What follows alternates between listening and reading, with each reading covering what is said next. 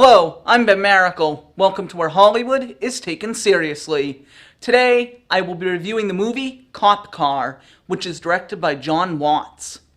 Cop Car explores lessons two boys learned about stealing the wrong car from the wrong person.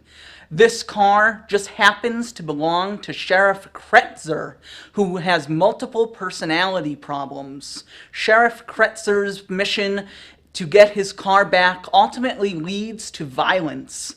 The movie was not what I expected it to be after viewing the trailer.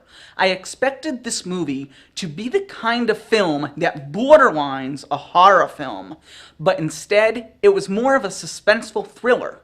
The plot was interesting, but at times I felt like it needed a subplot, one that explored the home life of the boys. That would have fit perfectly into the movie.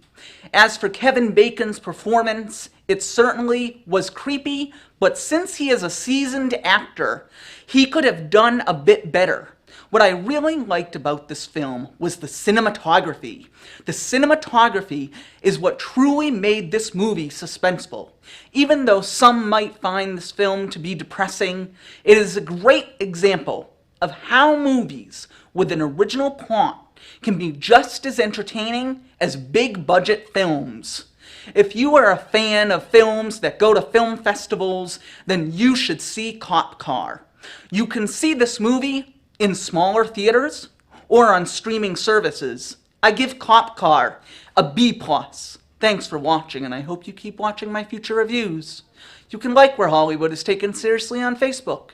You can also email me at wherehollywoodistakenseriously@gmail.com with your thoughts and opinions on Cop Car. And remember, this is where Hollywood is taken seriously.